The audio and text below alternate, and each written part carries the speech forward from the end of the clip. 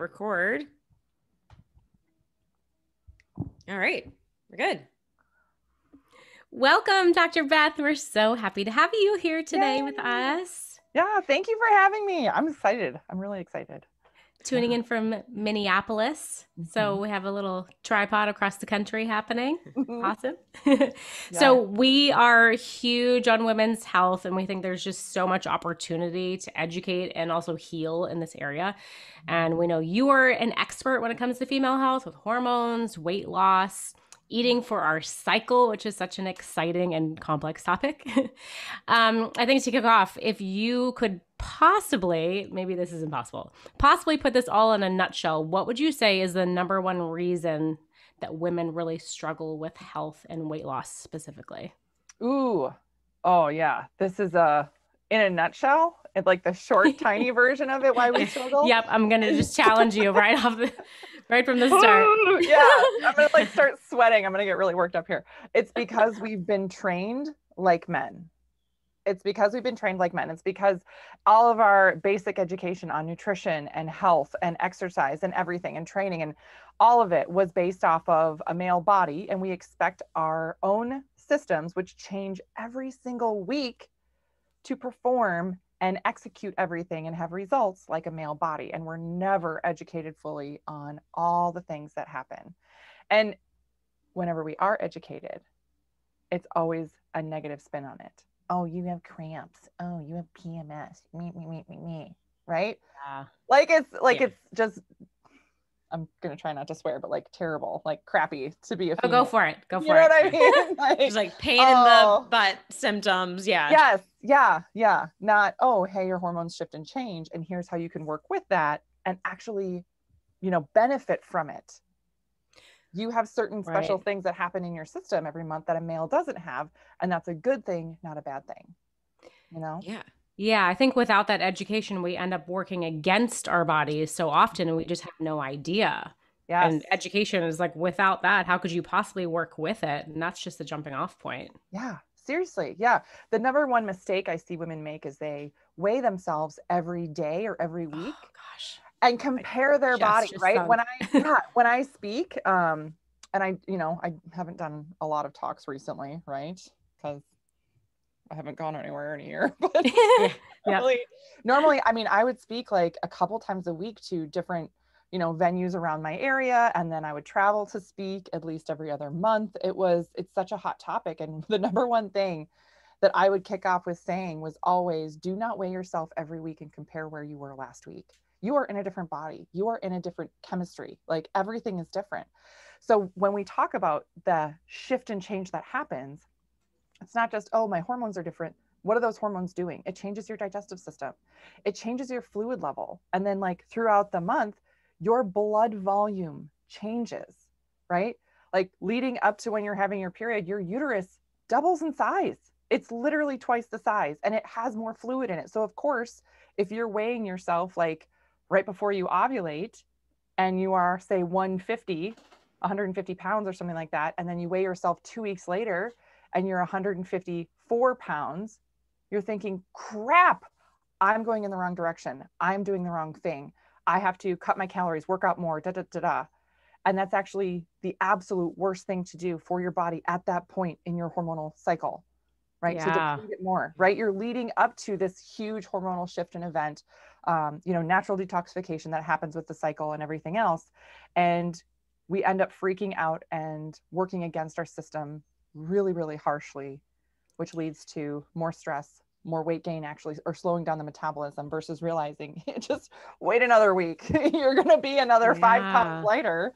And women can gain and lose, 5 up to 10 pounds throughout the month naturally. And that's normal, and what's the difference between that 5 and 10 pounds? It can be per person, your own inflammatory responses, your size. I'm a huge, I'm 6'2".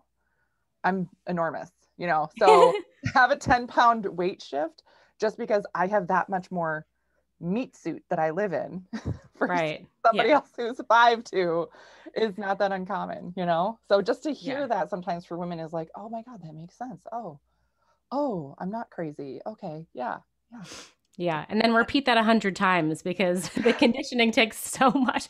We have so many layers to get through. Yes. Yes. So many layers. And again, I feel like the premise, where does it start, right? Where are we going wrong from the beginning? And it starts when we're young.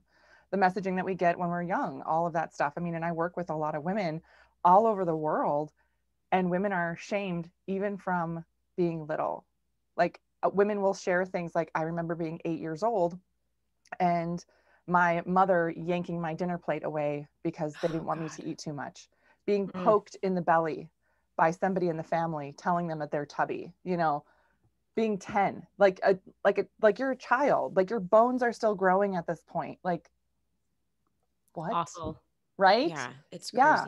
This is the messaging that women get growing up, not to mention society, all the other, you know, all these other things that play a role in that. And then no wonder why we have such a hard time and feel frustrated and feel lost and feel, you know, and then we have to have that message repeated over and over again because it's so against what we were trained in and I was brainwashed in, you know?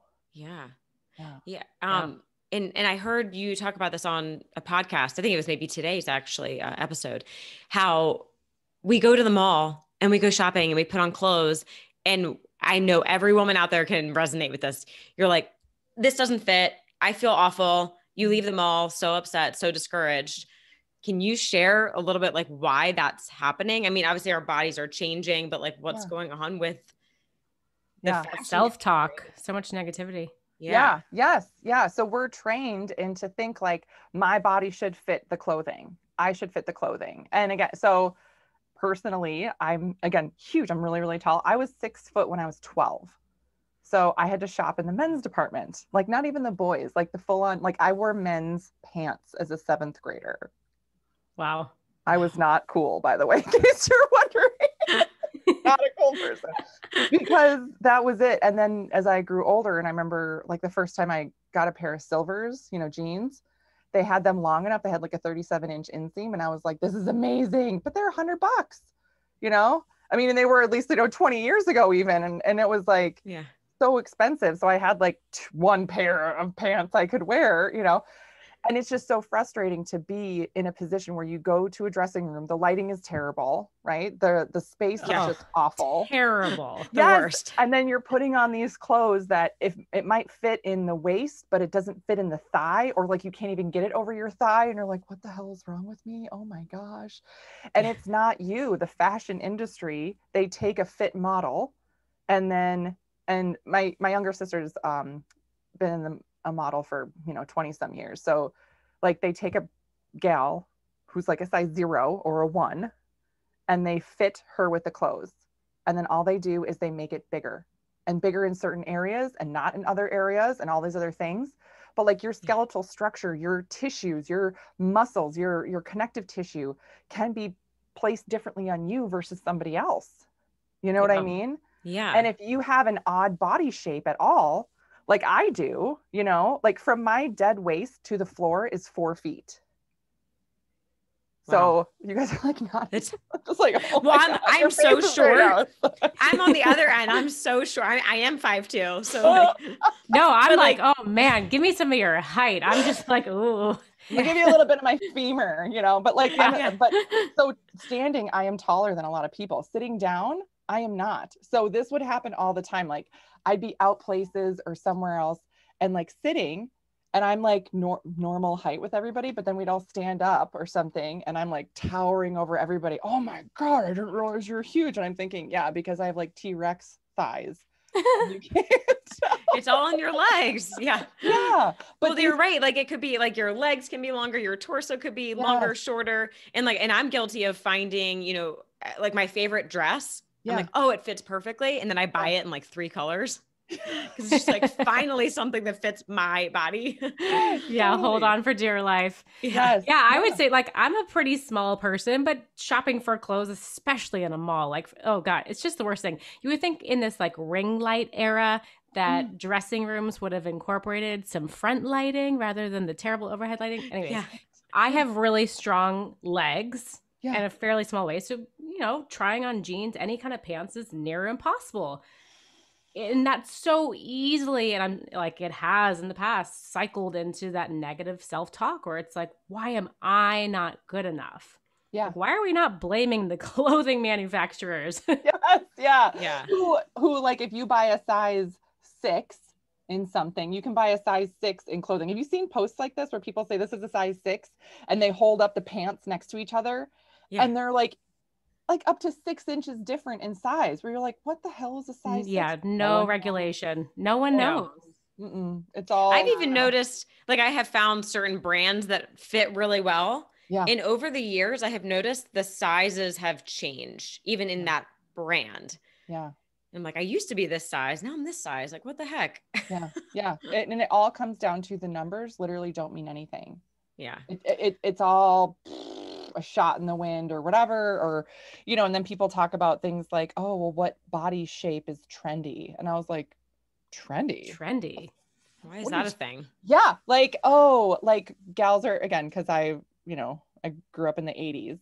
So in the 80s and early 90s, it was all like stick figure. Like that was what was cool. Like flat butt, no butt, super skinny skeleton, like waif, you know?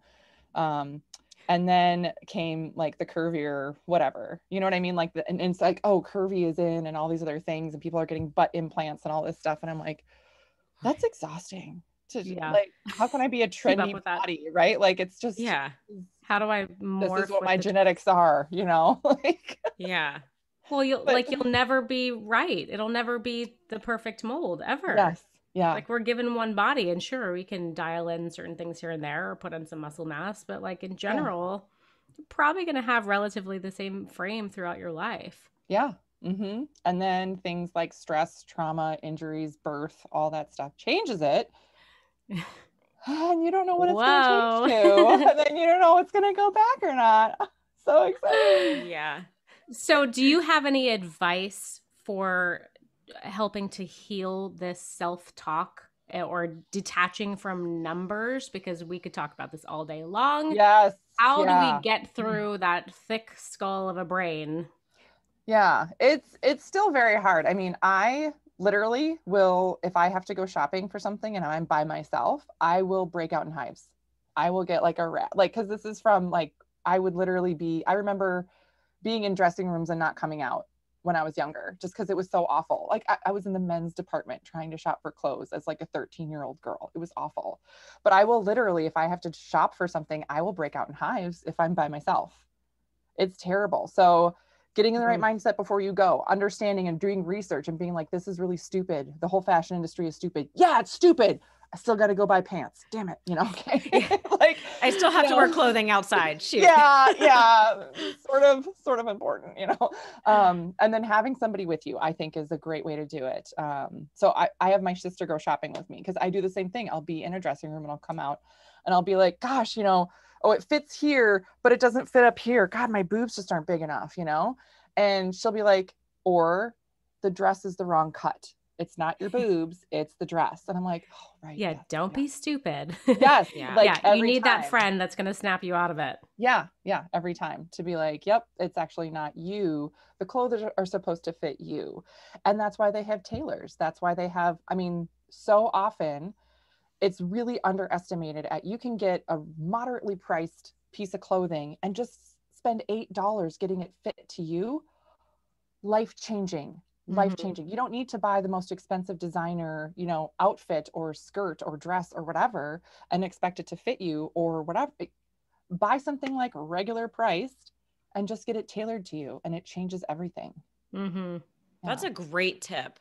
Yeah. It's really cheap. It's really cheap to get things tailored. It is.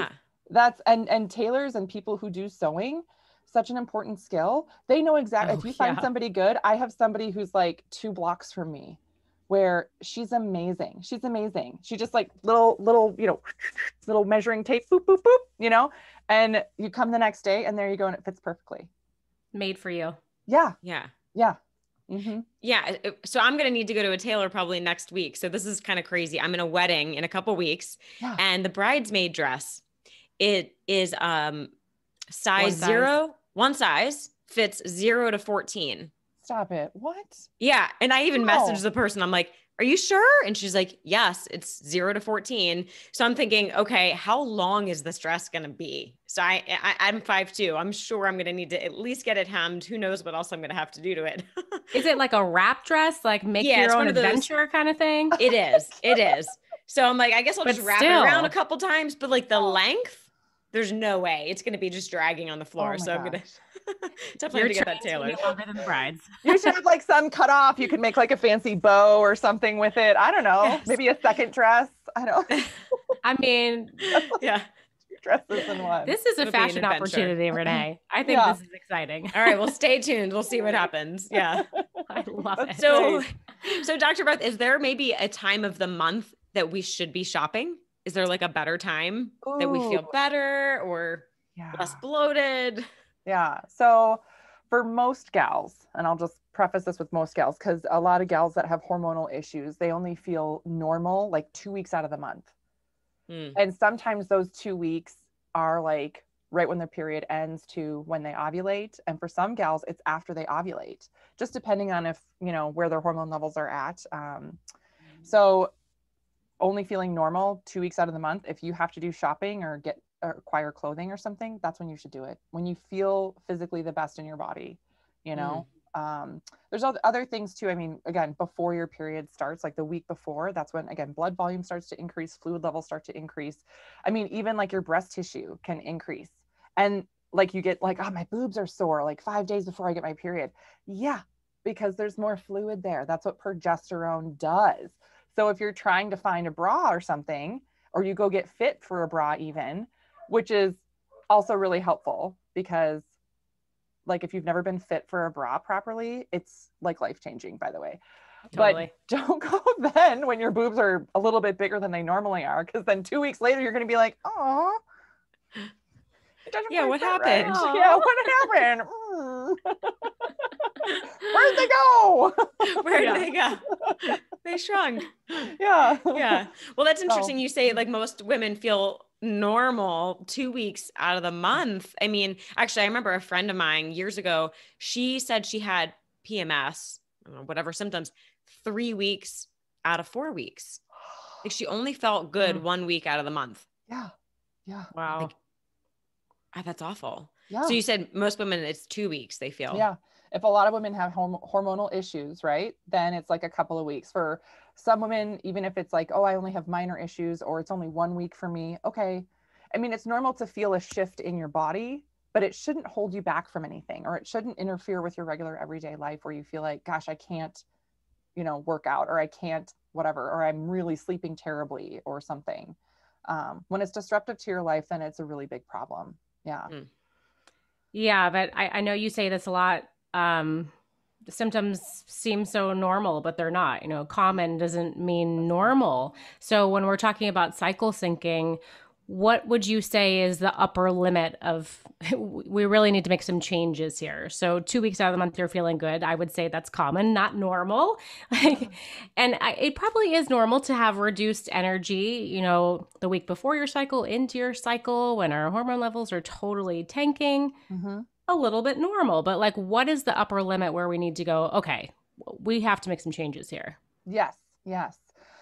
This is a really great question because it can be hard to figure out all the time. Like if you have spent so much of your life not feeling good at certain times of the month, and then you start to feel better, you're like, oh, this is amazing.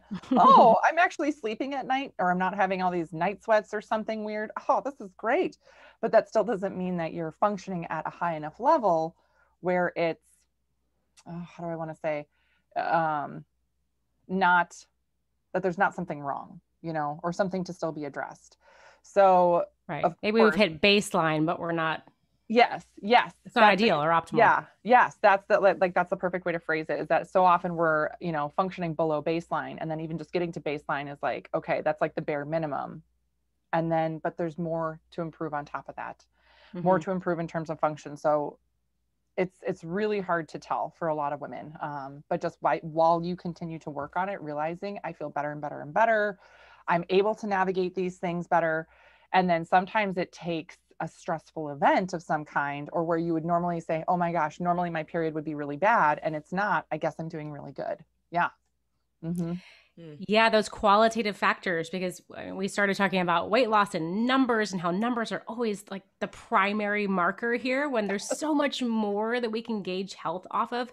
How do we get people away from focusing on the numbers and saying, so say my goal is weight loss, but I start to have all these other things shifting in the meantime, like better energy, better sleep.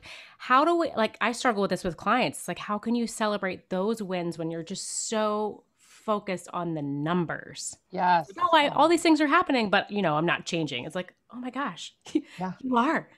Yeah. Celebrate like it's that. so different. Like your body shape is different. Everything is different. Your cells are functioning at a different level. Like that's so exciting.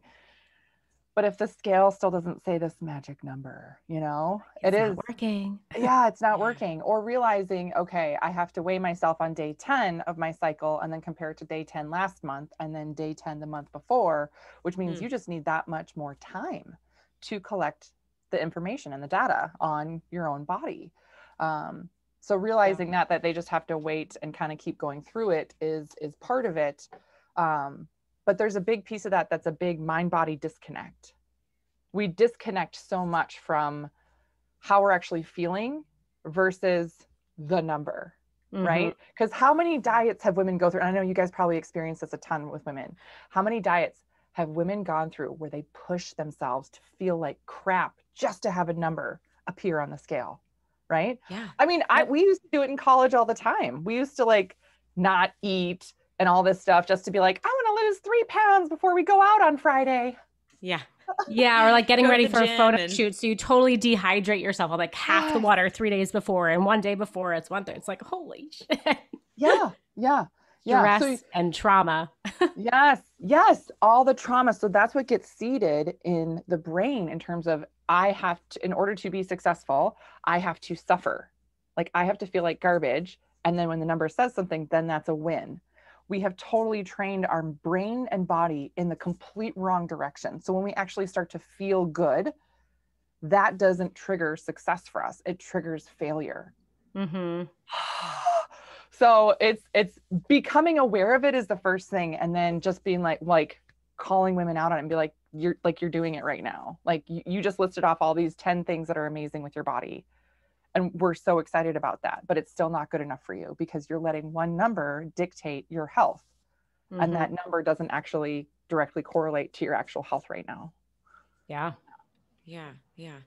And sorry, go ahead, Renee. No, go ahead.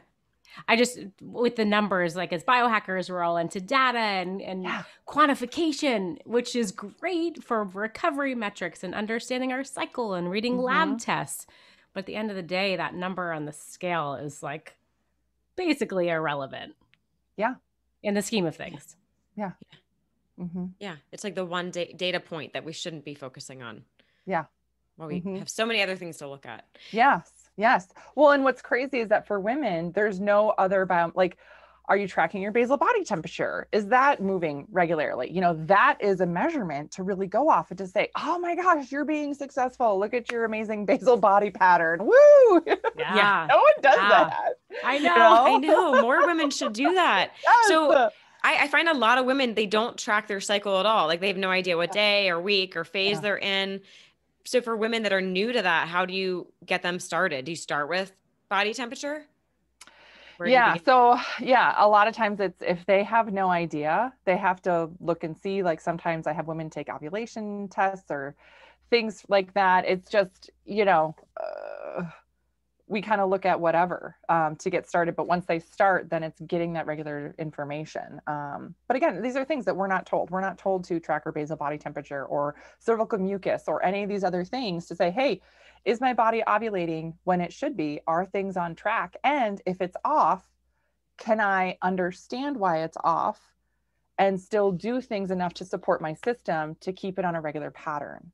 Because that's where the real success comes in, because there's so many different things that can impact our cycle and our health that it's hard. It's never just one thing, right? And especially for weight loss too, like for guys, like guys are like, oh yeah, I just stopped drinking so much beer and I lost 20 pounds. Yeah. Good for you. Right? Like, like my joke is always like, men can sneeze and fart and drop 5 pounds. Yeah. Oh my gosh. Right? What a hero. Yeah. What a hero. Yes. Worked so hard for that one, didn't you? Yeah. Yeah. Like 20 minutes on the bathroom and you're down a few pounds. Good for you. Yeah. For women, you have to have like the stars and moon aligned and everything. Work your butt off for, half a year to get a half a pound down almost. And it's different when we actually look at true markers of our health and our body's functioning better. And when your body functions better and you feel better, then you can get to and sustain a healthy weight for you. Yeah. Yeah. So we all do lab testing in our practices. That's commonality here. And that's really powerful, I think, with the cycle syncing, and then actually looking at labs to start making correlations between these data points can be really helpful, because I think so many women finally are like, okay, I'm going to eat healthy. And now I'm eating healthy for a month and nothing's happening. It's like, well, surprise, there's more than food. So I'm curious, in your practice, do you have like your top 3 go-to labs? I know you're a fan of the Dutch test, as are we. Is there something else that you start with that you find a lot of success in, just as a baseline? Yeah. So Dutch, of course, cannot say enough magical things about Dutch. And anybody who doesn't, I don't want to say believe in Dutch or doesn't think Dutch is valid, they just don't know enough about it. Get out of here. Yeah. Like they just really don't know. And it's so valuable. So valuable. And then from there, doing a GI mapping test is really helpful. And then, a full thyroid panel. So many women have, subclinical thyroid issues, things like that. And then you don't ever get a full panel. Yeah. No one sends them a full panel. Oh, I know. When is that going to be the standard with like blood chem tests? Like, why is vitamin D on that? Why is there not more than just TSH? Why do we not have inflammatory markers? Like, what? But then you have the hormones with blood. I'm like, oh, that's that's helpful. And then it's a random day of your cycle, so it really means nothing. Oh, your estrogen is high on this day. Like, what? Oh, okay, cool. Okay, that tells me nothing. Thanks for doing that. Yeah. Right. Yeah. I have the same thing, like, because women don't understand sometimes, and they're like, and again, women go into the doctor or try and get help somewhere, and they're told they're crazy. They're told that they're not, like, I can't tell you how many, I'm sure you guys have had the same thing. Women go in and instead of getting actual help with their hormones, they're given an antidepressant, an anti-anxiety med, a psych referral. My favorite, most recent story I heard, my favorite, because it's the most horrible thing I've ever heard, was a gal. We were going over her Dutch on the phone, and her husband was there as well, because he was like, I really want to understand what's going on in her body. Like, I can see she's struggling and she's so different here versus here. And he's like, I just want to be helpful. So I want to hear firsthand as well what's going on for her. Just, right. Like, and this happens more often than you'd think for women, that their husbands or, or spouses try to be really supportive of what they're going through hormonally. Well, it affects them. Yeah. Yeah. I think they would want to be on the team. Yeah. Get that libido up and woo. Yeah. Maybe that's the priority, but right. But this gal, she was telling me how he had come into her most recent OBGYN appointment because she was wanting to get more labs run, and she had done her own research, all the things that we advocate for, and they wouldn't run labs. Her OB wouldn't run labs. They wouldn't do any other testing. She's like, you had tests last year. They were fine, blah, blah, blah. And again, tried to give her more antidepressants and anti-anxiety meds and stuff, and gave her a psych referral. And she's like, listen, remember, I tried this before. I felt more crazy, so I didn't want to take it. Like, we went through this last year. It caused me more damage than good, all this stuff. She's like, I do have a therapist I work with that I love, but what else can I do? She's looking for more answers. And the doc then literally went to her husband and handed her a business card for a divorce lawyer and said, if your wife is not going to take these meds, then you're going to need this. Are you kidding me? I had no words. Your face right now. Oh my God. No. Oh my gosh. Who is this doctor? Right? Yeah. Like, what the ever loving F. And if this is like, I know this happens more often than not, right? And she's like, I'm so grateful for my husband. And he goes, yeah, that lady was ridiculous. He goes, I threw the card down and we walked out of there absolutely, terrible.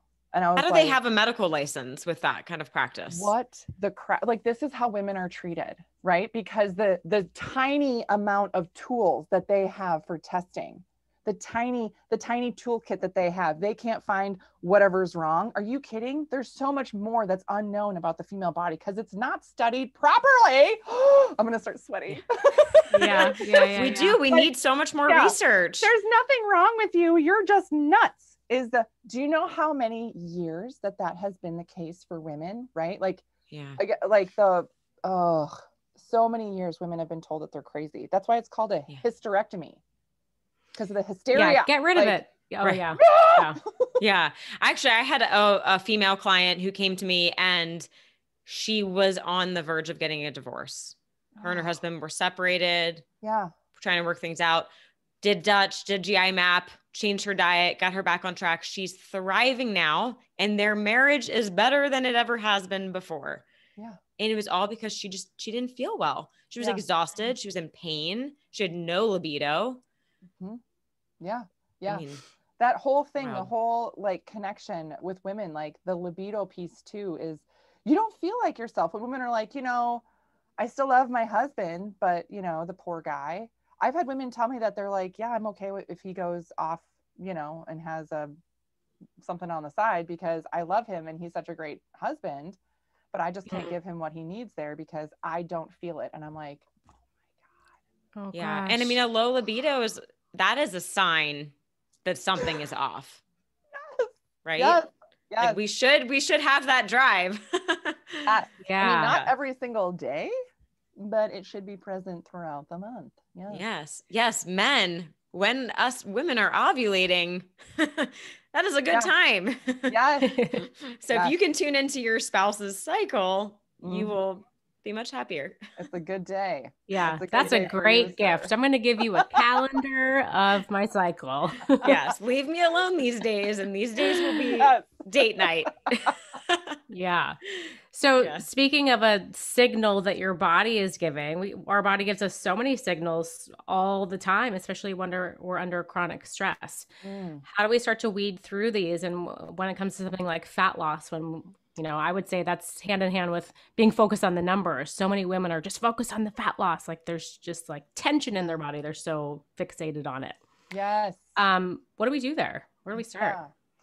Okay. So the fat loss piece of it, especially for women, is the last thing that's often going to change.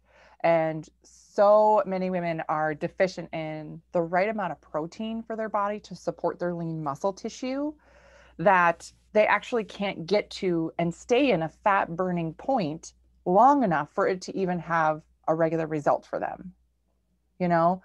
So often we think, if I just do this, or my watch said that I burned this many calories or something. Okay. But your actual metabolism is completely turned off because you're depleted in, vitamins, minerals, nutrients, your neurotransmitters, right? Like all these things that you can see on a Dutch are off. And you're not getting enough protein in to support that lean muscle tissue. So what your body's naturally going to do is it's going to target your muscle tissue for energy because it's faster and easier for the female body. And it's going to hold on to the fat tissue because that's safer. That's the protective, default for the female body. And survival. Yes, all that survival. So when you start to have it change, it's really important to really look at body composition. And, I don't like pinch tests, as much, right? Because they're so, I mean, day to day, you can do a pinch test and come up with a bunch of different results. I'm sure. Yeah. But if you're doing, and even the scales that weigh, or what are those? Body comp. Yes. Sometimes those can be different and those can be thrown off if you're hydrated differently, Sure. One day to the next. So, I mean, really the most accurate thing that I have found is the bod pod. But you don't do that every day, Wait, I don't know about the bod pod. Oh, a bod pod. Yes. Yeah, it's not cheap though, right? No. So you can't do it too often. No, is this a 3D scan? You get submerged in water.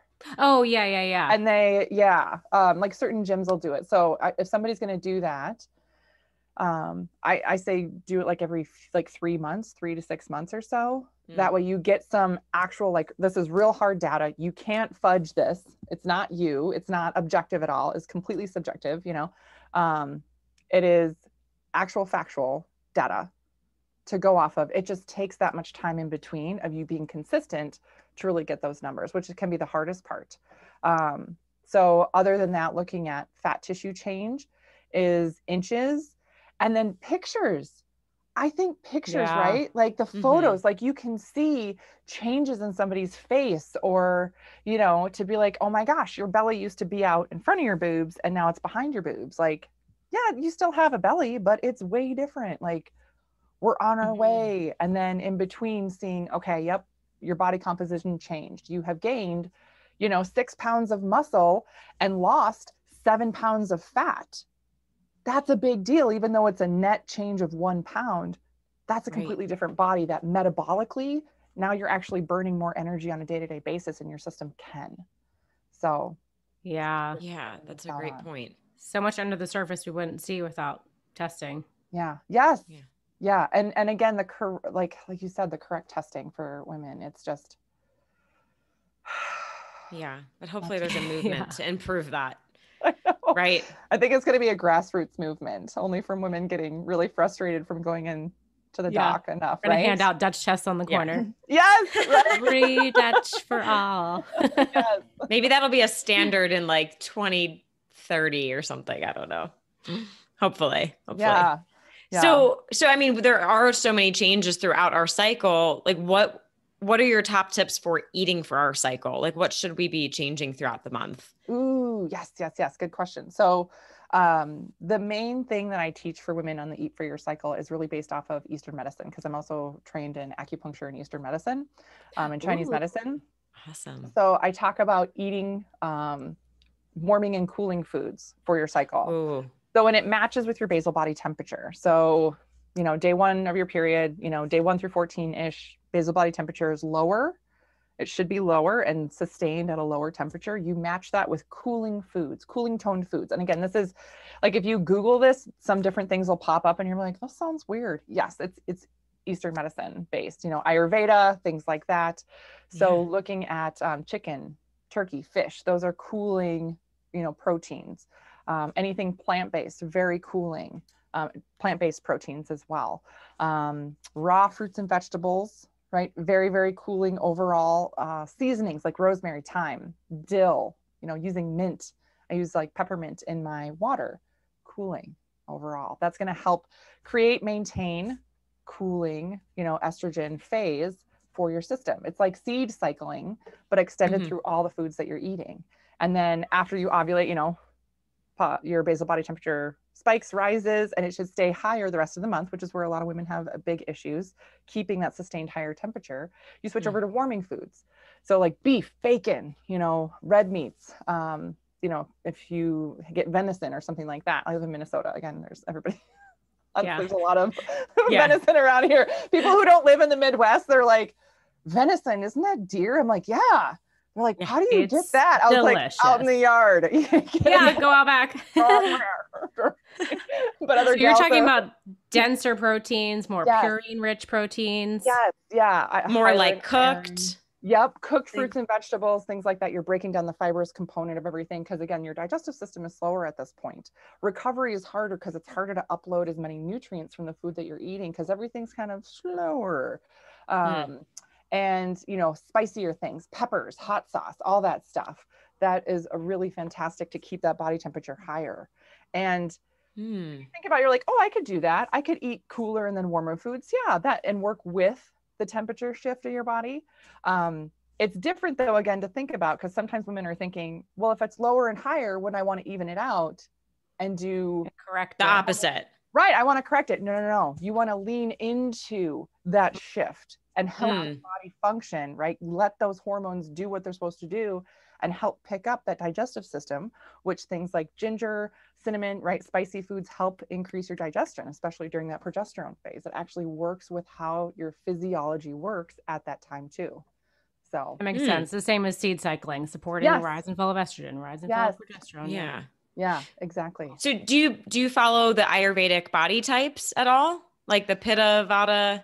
A little. I don't do a lot of that main work, during the work that I do. It's because it's somewhat of a relation.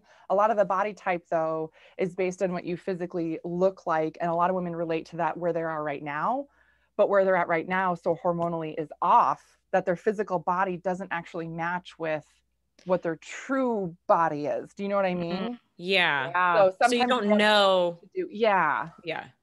Because a lot of times women will say, oh, well, I'm like this for the vata, but this for pitta. Does that make sense? And I'm like, no, because your body is so sick right now. Right. If we can go through and get your system functioning better and get you healthier, totally different thing to look at. Yeah, I find that with the metabolic typing diet, I use like my own version of that quiz, which does have some correlation to the Ayurvedic types. Yeah. And I find that, you're supposed to answer intuitively, like not overthink it. But I find that changes from the beginning of a program to the end because we are just like kind of stuck a little bit. Yeah. What we think our body wants or needs. Mm-hmm. It's really different when you kind of dial in and find that baseline or, start to optimize. Yeah, because a sick body, a body under stress, a body that's reacting to excess hormones or depleted nutrients isn't the same, it's functionally different. And again, our default is meant for survival. And the female body is meant to store fat and it's meant to function at a different level, right? Like it's so different performance-wise, everything else. So to actually get to a fat burning point and to keep it there it's a whole different journey for women. And it's different. A lot of times, person to person. Yeah. So can you speak to what you just said? Why as women are we designed to store more fat? Babies. We're made to make babies. Made to make babies. Whether you want produce. It is there, right? Like that's what ovulation is about. It's preparing your body for a viable pregnancy every month, whether or not it's there. And the thing, so there's also, this is another side tangent. I feel like I've gone on some tangents, but this is great. Like the female body storing fat, like it just does it naturally and it does it and it puts it in pockets and it stores it everywhere that it can because it's meant for survival. If like the human race was under, attack somehow, it's the female body. Like you only need one male. But you need different females like to keep things going, right? Like that's how, the female body is designed to survive. And so for women who have been under chronic stress, for women who have been under traumas and things like that, your body is going to have that trauma response of storing more fat and it will show you in different ways. And even our connective tissue has ways of storing fat. That's why women have cellulite, because our connective tissue is like a lawn chair. It's in a crisscross pattern like that. So you get these like little pockets and pouches of little fat that come through on the leg, right? Men don't have cellulite because their connective tissue is all parallel. They don't need to store fat there. Their body doesn't care. Right. So all these things are like, decrease your cellulite, get rid of your cellulite, rub it out, use this cream. I'm like, that is just crap. And it is just meant to fool women. Yeah. Think that you can manipulate your body. Again, going back to how we're trained or brainwashed to think that our bodies are going to do something different. No, that's not going to get rid of your cellulite. It is literally how your connective tissue, your fascia is formed, you know? It's trauma to the fascia. Yes, you can decrease appearance by having enough muscle tissue underneath and keeping a certain body fat percentage overall, which is done through, exercise, nutrition changes, and working with your body and hormones. Like not rubbing a stupid cream on there to think, I'm going to get rid of my cellulite. It's probably full of toxins and chemicals. Right. Oh my God. Making it all much worse. Yeah. So. Yeah. I mean, I something I think is so fascinating is the Hcg hormone in women, the human chorionic gonadotropin hormone. Like that just tells you, the point of that hormone is that if we do go through a famine, right, or World War III begins and we can't get food, whatever, your body can tap into the fat to burn that to feed the baby. Yeah. Like that is so fascinating that us as women, our bodies can do that. Mm-hmm. But you're right. We're trained to hate it. We're trained to hate these survival mechanisms. Yeah. We need it. Yeah. And what's funny is that a lot of times when I work with women, we talk about like when they put on weight or when their body started to change. And majority of the time, it's over 50% of the time, maybe 75% of the time, women will have a story like, yeah, this was 4 years ago. My husband lost his job. And so we were under a lot of financial stress. my mom got cancer and was really sick. And then something else, you know, happened, you know, or like this with my job, right? I had this turd burger at work that was just a terrible to work with this one work project. So they were under a lot of stress and they didn't sleep well for 2 months and but I got through it. Okay. But the trauma that you know, had for that period of time, your body was surviving through that point. And and when you talk about adrenal fatigue or all these other things, I mean, it can take 3 to 5 years to fully hit your system. And if you didn't deal with it before or leading up to that point, it is going to hit you like a freight train. Yeah. Oh man, I just did this post on Instagram this morning about how like what you did in your 20s doesn't work in your 30s and 40s. And we just blame the aging process. Like it's normal for our metabolism to slow down. It's like, no, that's trauma and stress in the body. Like our bodies are so resilient, but at some point, like it can no longer deal with the stressors that are just adding up. Yeah. But we are so used to just blaming aging. That's normal. Mm-hmm. Oh, it's normal. It's normal for women to just gain weight as they get older, or for you to like not feel good as you're older. Oh yeah, that's normal. Have you guys read the book Doing Harm? No. Oh my God. Rabbit hole galore. You're going to love it. Doing Harm. It's a big book, but it's all about how the science of today's medicine is based off of the male body and they completely exclude the female body. And she goes back to like all these other studies and research things and all this stuff. She does a beautiful job. Who wrote it? Oh, I can't remember her name. Don't worry, I'm going to order it as soon as we get off this call. Yeah, do it. Oh my God. But she talked about even this aging study in there. Cause I've looked at things and known like, okay, it wasn't until 1993 that pharmaceutical companies allowed women to be a part of studies. Right. You know, so before then, you know, when they were testing all the birth control pill, they tested it on 140-pound men, saying that was equivalent to a female body. Like, are men going to be taking wrong? You know, all this stuff. Wow. No. Are you freaking kidding me? No wonder. Anyway. Okay. So, but she talked about an aging study. That they did over the course of about 70 years. And they took, you know, like thousands and thousands and tens of thousands of participants over 70 years studying how the human body ages. Guess how many women were included in that study? Yeah. 0. Yeah.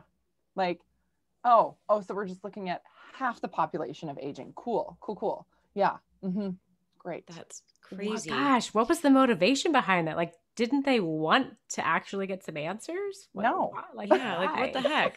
All for the male body. Like, again, and she does a really great job of outlining, like, you know, the timeline of medicine is at least 30 years, 30 to 40 to sometimes 50 years of discovering something to have it be mainstream. Like think about smoking. If you know, everybody knows smoking is bad, blah, blah, blah. If you said that 50 years ago, you'd be crazy. Yeah. You know, you'd be insane. You would be written off. You would be canceled, you know, because smoking was not bad for you, blah, blah, blah. Right. So it takes. And marketing wins always. And marketing wins, right? Yes. But it takes that long for like discovery of things to the actual application and having it to be routine in practice. So she talks about that time frame. And again, so what we're operating off of today was what was just being discovered like 50 years ago, 30 years ago. And again, at that time in history, the majority of doctors, researchers, male. And again, before that, male.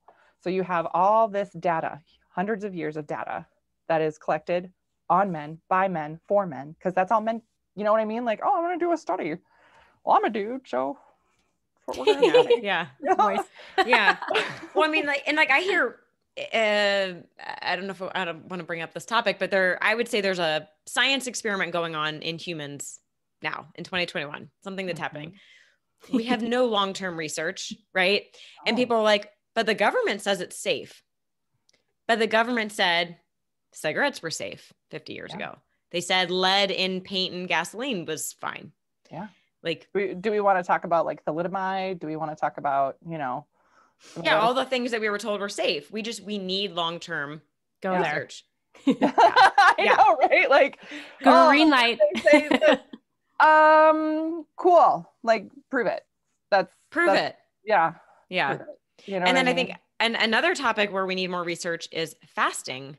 Because again, this is something that's been researched so much on men, a little bit on menopausal women, and then rats. very, very helpful. Male rats. They use male rats. Male rats. Even that's off. Yeah, so what's your opinion on fasting for women? So I love fasting for women when it's done supported and when you prime the body for it. So often women jump into diet things. I'm going to do this intermittent fasting. And there's so many different types, and you might have certain types that work best for your hormone levels, your metabolism, your blood sugars, your lifestyle even, right? Because what's the point of trying to add something in if you can't sustain it? It's not going to really work for you then, And women are busy. Women have stuff going on. So if it should work for you. Again, it's the same mindset of the clothes should fit you, not you fit the clothes. The fasting should work for you, not you have to kill yourself for the fasting. And so many women just jump into something. I read this, I'm going to do it. Well, you can do it. And I guarantee you, they're probably going to execute it correctly. It's just not going to work for their systems because their body wasn't even ready to begin with. They were depleted to start with. They were too stressed out. They weren't acknowledging all these things going on. So it's like, you're kind of a fire. You got a fire going already and you're trying to put the fire out, but all you did was put gasoline on it. Mm-hmm. You thought it was water, but it was really gasoline. Whoops. Yeah. Actually, I had a female client yesterday. So I put her on a 12 to 14 hour fast overnight, just daily. Cause I find that seems to work well. So I was like, let's start with that. And I had her download the Zero fasting app. And she messages me yesterday. She's like, the app is telling me to fast 16 to 18 hours. I'm like, ignore what the app is telling you. Like, I don't, it knows the computer that doesn't not know you. Doesn't know you. It's obviously not even looking at what gender, or age, like so many other factors. I was like, ignore that. Yeah. To the 12 to 14. Oh my gosh. Yeah. It's just like ovulation things. Like, oh, it says I ovulated. Did your body temperature change? Did your cervical change? Or they just like put your fingers days? down there and because I can count days on a calendar too and be like, oh, I should have ovulated. I'm ovulating. It's day 14. Gotta track it. Yeah.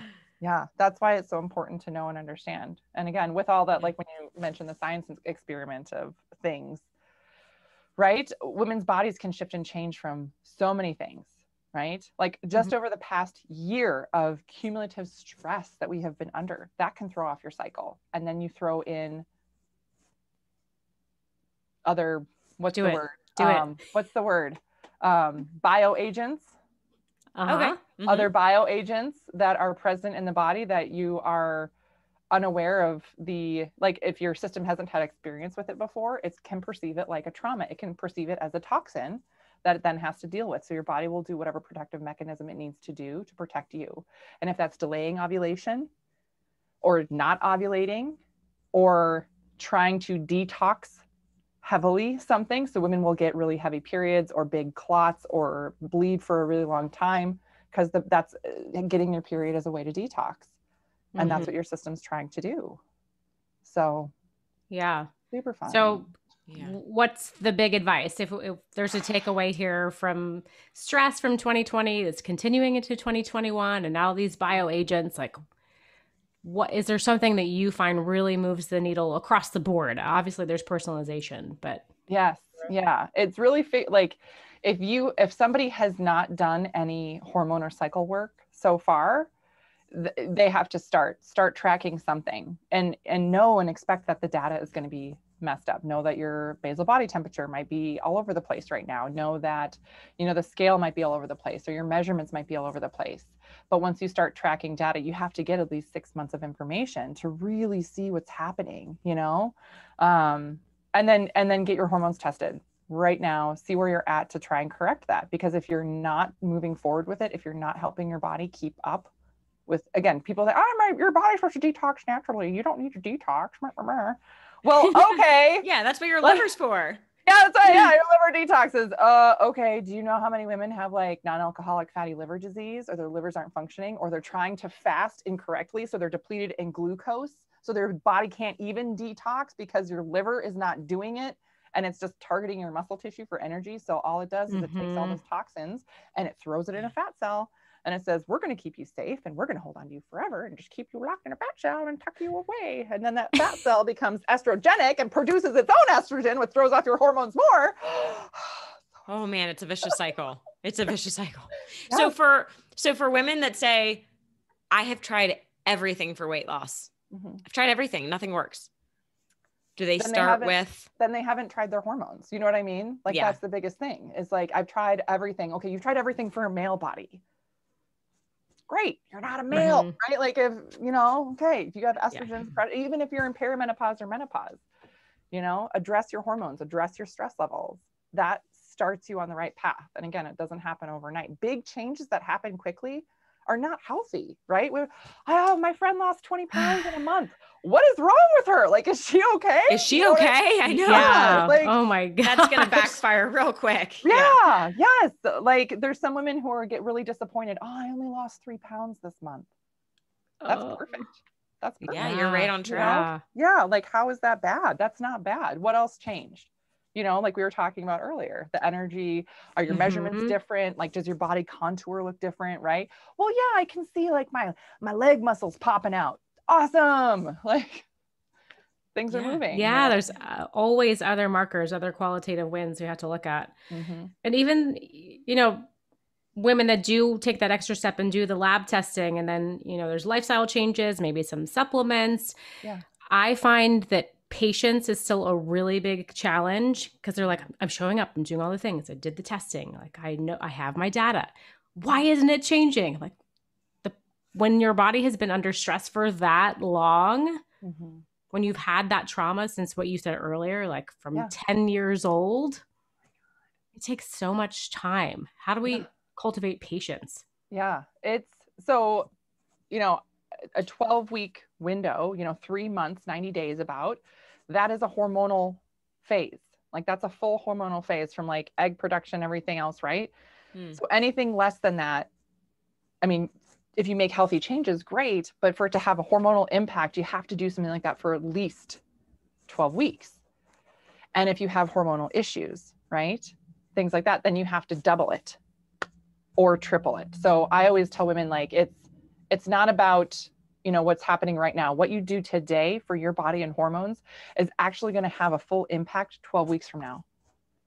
So it's setting that on your calendar and still working for it. And yeah, it's frustrating and it sucks. And it's really hard when you're like, oh, me and my husband are going to get healthier. And I made all these changes and he did half of them and he's making more progress. Okay. You know, he's just in a different body. And yeah, he wasn't shamed for 30 years about his system and all that, right? There's all this other stuff that we don't realize that we're carrying the super heavy load that we slowly have to unpack and fix the system as it goes. You know what I mean? Like we got to fix the wheels on the car we're driving and slowly get rid of all the crap that we're dragging with us. It's a big job. So, you know, 3 months, 6 months, 9 months, up to a year, give yourself that time because you've spent so many years. And I mean, women on average go on at least 4 different diets a year. Yeah. Right. Like why? Because we love diets. I can't wait to do another one. Oh, I can't wait to do this. So much fun. Yeah. Now what women sound, these voices come out. I don't know. Yeah. Oh man, I'm cringing. Right? Gosh. Not because we love it. It's because whatever we did before failed or we still feel stuck. You know, that's what women do. So yeah, when you think we're afraid to look at what's really going on. Yes. Yeah. And it is terrifying and it's hard and it's the harder path. Right. But if you're going to, you know, it's the tortoise versus the hare. Which one do you want to be? Do you want to win the race? Then you got to be the tortoise, you know, slow and steady, give yourself that time and you will win the race by living in a healthy body that you get to keep the results of. Oh, I love that. I love that so much. Yeah. Remember that. Be the tortoise. Be the tortoise. Be the tortoise. Do it. So Dr. Beth, we're kind of nearing our time. I want to fire off some rapid questions just because I feel like you have such great succinct answers. And then we're going to do some final advice. So like really quick, juice fasting, fat loss, go. No. Your face is amazing. I mean, there's like women to stop doing this. So juice, no, and to qualify here, I have done it. I have done juice fasting. I have done it. And I spent a lot of time in the bathroom on the toilet. It can flood your body with nutrients. It does. You get a ton of nutrients and things like that. Great. So you can feel good. You get a ton of vitamins and stuff that you maybe been depleted in. So you like can notice that cognitive difference.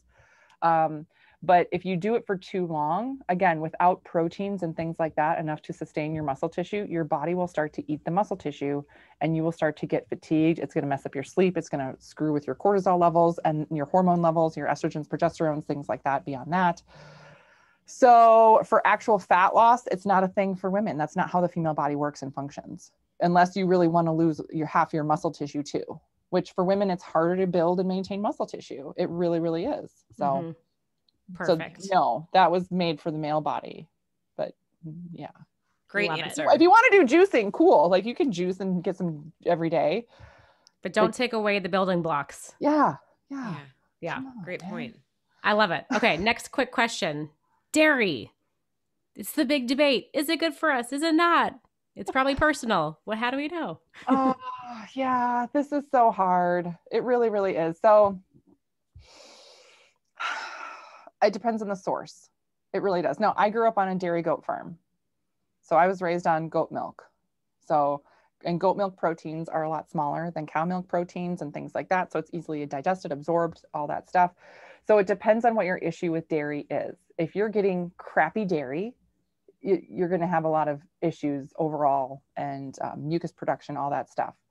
If you are getting quality dairy, organic, grass-fed, all that stuff, there's a lot of really beneficial, nutrients and properties to that can actually help your system, or raw dairy. But not everybody can do dairy, and you might have gut issues that your gut, bacterial imbalance is not supportive of doing dairy until you fix that. So a lot of times it's beneficial to cut it out until you fix the gut, and then you can try it again. Great. Yeah. Really helpful. Awesome. I have one more rapid fire question, and then Renee, it's your turn. Okay, go. Supplements. Don't be afraid, because our audience understands the basics always come first. But if you had to pick one supplement that you think is really useful for everyone, what would it be? Oh my gosh. My favorite thing overall, I would say, is ashwagandha. Ooh. Love it. Yeah. An adaptogen. It's helpful for estrogens, progesterones, cortisols, all that stuff. If you have thyroid issues, you got to be a little careful. That's the only thing that's a little off about it. But ashwagandha, I feel like, can make such a huge impact in a short amount of time to let you feel like, oh my God. Like I talked to a gal last week where she was like, I thought this was really weird that I was taking this or whatever. It's, it sounds funny. I don't know. She was very skeptical about it. But she said after a couple of weeks, she noticed, like she said, her kids, one of her daughters said, Mom, you seem way more chill and you're not yelling at us. That's a win. Yeah. She said she actually cried. Like it made her she left the room and cried about it. Cause she was like, I didn't realize how on edge I was all the time. And she goes, that just has helped so much in a daily life. I'm like, things like that improve your quality of life. And women are the drivers of health in their family. So it improves your family life too. So. Yeah. Really. And you briefly mentioned thyroid issues. Is it if it's autoimmune thyroid or just hypothyroid? What do we need to watch out for with ashwagandha? Ashwagandha is a nightshade technically. So nightshades are harsh on thyroid. So, if your thyroid is going wonky at the same time as all these other hormone issues, adding in ashwagandha might not be the best thing to start with. So sometimes waiting until, or using other adaptogens, thyroid is such a great, powerful packed punch that sometimes it takes a few others, that kind of make up for the ashwagandha until thyroid kind of gets under control a little bit or not as bad. But got it. Yeah. Okay. Great. Awesome. Thank you. Mm-hmm. Love your answers. Yes. Great questions, Lauren. All right. Well, Dr. Beth, before we let you go, our final question for you. If you can give one piece of advice for people to start doing today to help in whatever aspect of life, what would that be? Protein. Okay. Protein. Just protein. All the protein. So many women are like, oh my God, I need to lose weight. I'm going to eat salad for lunch. It's like a leaf. Stop eating a leaf for lunch with no fat on it or anything. Oh my God. Yeah. Get protein. Yeah. Get protein in. Protein. Protein is what helps your body combat stress. It's what builds your muscle tissue, right? It gives you energy, it levels your blood sugar levels, all this stuff. I mean, and I don't care how you get the protein in to start, just get the protein in, you know, that it's such a game changer. Yeah. Yeah. Great. I was thinking of it as the Legos. It's like, if you want to build a house. Yes. Let's Well, go. Yeah. and that's like, to your point, that's the same thing. So many women are like, they're in their house and they're like, God, my picture is crooked. My picture is crooked. I got to keep straightening the picture. Okay, what can I do? Do I put like weights on one side of the picture to keep it level? Because it keeps going crooked. Well, the foundation of your house is crooked. You know, like the Great whole analogy. House, Yeah. the whole house is off. Like, wipe it down, start from scratch and build from there, you know, build on a solid base. Then you don't have to fix your stupid picture because the picture will just be correct. Yes. Oh, gosh. Dr. Beth with the analogies. Yeah, so many good ones. I love it. Amazing. Thank you so much for sharing so much of your brain and your wisdom and your experience. This has been so lovely and so much fun. Yay. Thank you for everything. Yeah, thank you for having me. This is amazing. See, I love this. I love connecting with other women who do this work, because just sharing this message and like getting it out there. And for some women, like they hear it from one place and they'll be like, okay, yeah, that kind of makes sense. But just to hear the same thing from a different person, right? Mm-hmm. It lands and they're like, yes, right. So whatever, like for women who are listening to this, like take a step forward, do something. You know what I mean? Like if they've been following you guys for a while and just been hesitant, don't be hesitant. Like, what are you waiting for? Why? Stop waiting. Yeah. Jump in. Yeah. Awesome. Amazing. I can't wait for all the ladies to hear this episode. They're going to love it so much. Yes. Thank you, Dr. Thank you Beth. so much for hanging out with us today. You are amazing. And thank you to our audience for tuning in. Can you tell our people where to find you? Oh, yes. I'm on the interwebs, you know, Facebook.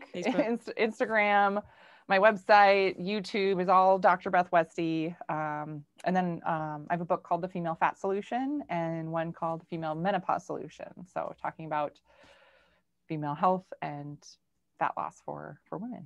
Yeah. Great. And we'll link to all those resources in the show notes. So for anyone listening, you can check those out. Perfect. Yeah. Yay. Amazing fun videos. Go watch them. Perfect. We love you. Thank you, Dr. Beth. Yay. Thank you, guys. Have an amazing day. And thank you to everyone for tuning in. All right. We'll see you next time. Great. Read the giveaway.